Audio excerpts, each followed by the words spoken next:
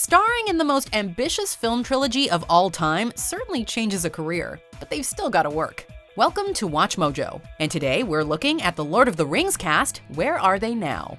Before we begin, we publish new content every day, so be sure to subscribe to our channel and ring the bell to get notified about our latest videos. For this list, we're looking at 10 actors from the Lord of the Rings trilogy and seeing what they've been up to in recent years. Sean Bean. One does not simply see Sean Bean and expect him to live.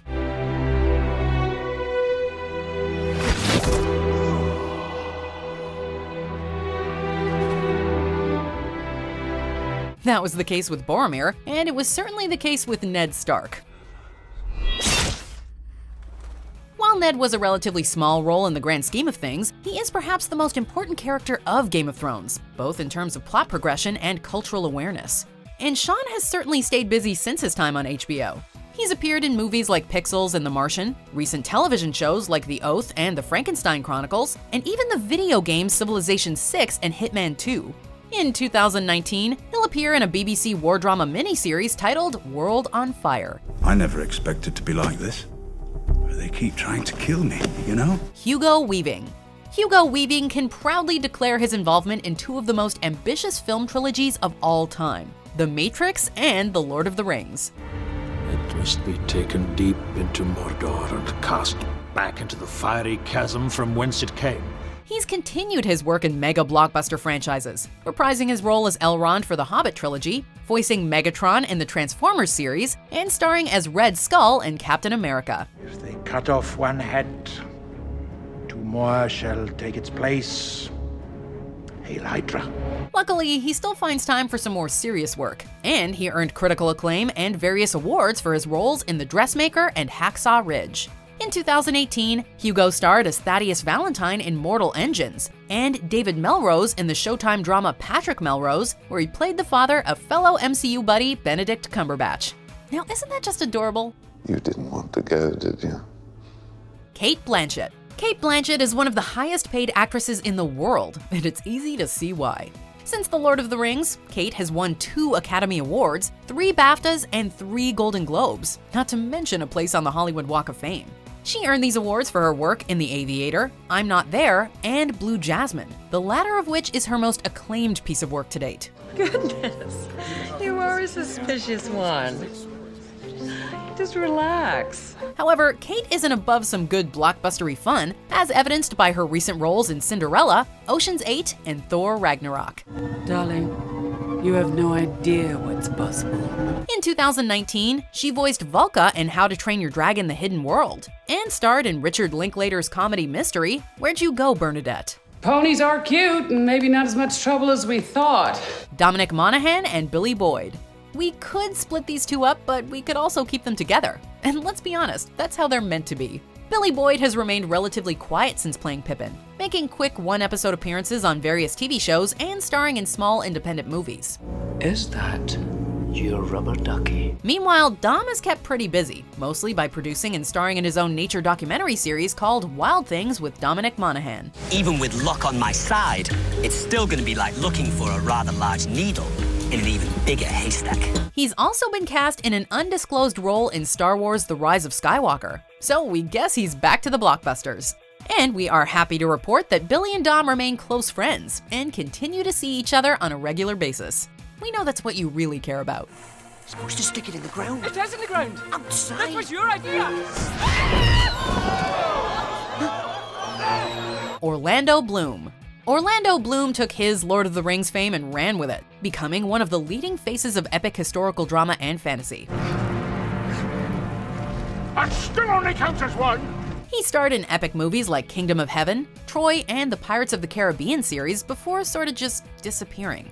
He didn't re-emerge into the mainstream until 2013, when he reprised his role as Legolas for the Hobbit trilogy.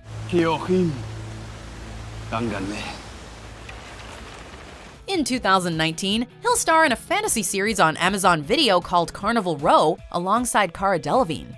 But perhaps his biggest accomplishment is landing Katy Perry. Despite being on and off since 2016, Katy confirmed their engagement in February 2019. Meanwhile, his on-screen pal Gimli, also known as John Rhys-Davies, recently provided the voice of the Brine King in Aquaman. Death to the Atlantean! Hagfish! Andy Serkis. Andy Serkis is the undisputed king of motion capture. Viggo promised!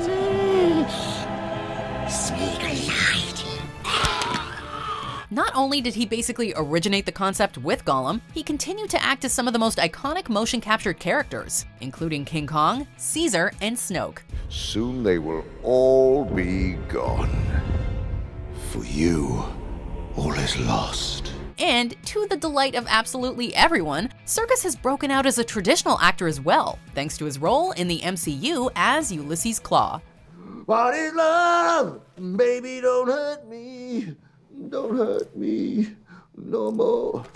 Serkis has also started dabbling behind the scenes, as he was a producer for Netflix's The Ritual, a second unit director on the Hobbit trilogy, the motion capture consultant for Godzilla, and the director of Netflix's Mowgli: Legend of the Jungle. The man is basically taking over Hollywood at this point. Viggo Mortensen.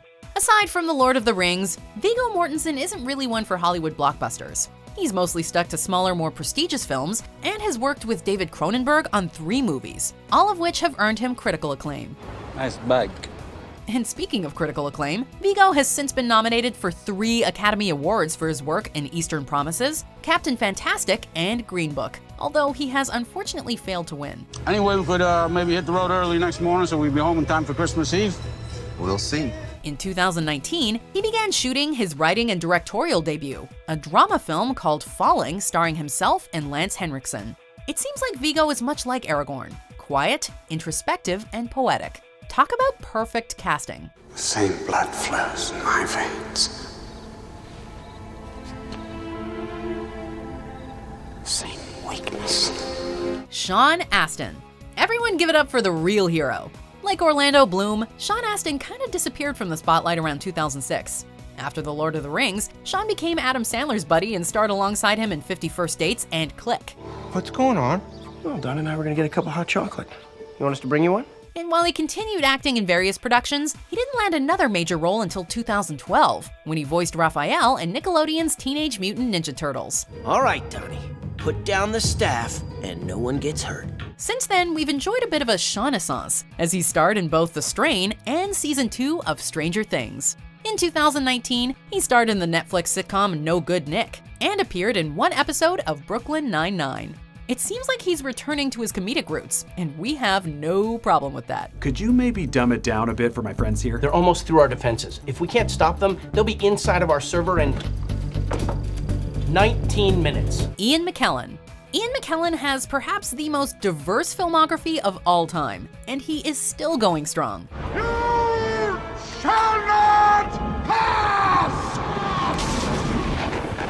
Since The Lord of the Rings, Ian has concluded his time in the X-Men series, although he reprised his role as Gandalf for the Hobbit trilogy, despite being in his 70s. He's done theater and Shakespeare, and he recently garnered acclaim for his role as King Lear.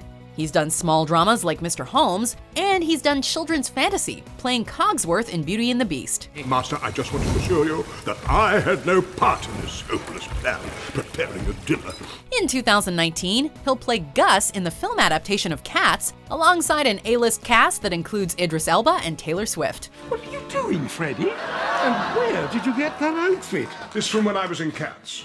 The man does it all, and he never stops. He's a legend. Oh, it's not so surprising, really.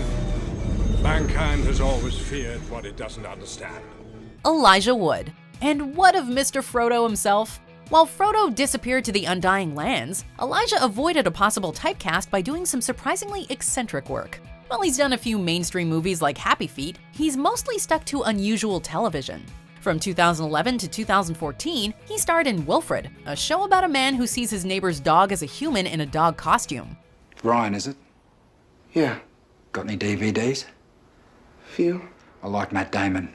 And he recently concluded Dirk Gently's Holistic Detective Agency, a weird action comedy sci-fi hybrid about a psychic detective who solves supernatural mysteries. What the hell, man? You, what the hell? No, me, what the hell? How did you get in here? It's not all movies and TV, however. Elijah also co-founded a production company called Spectre Vision and produced the outrageous Mandy.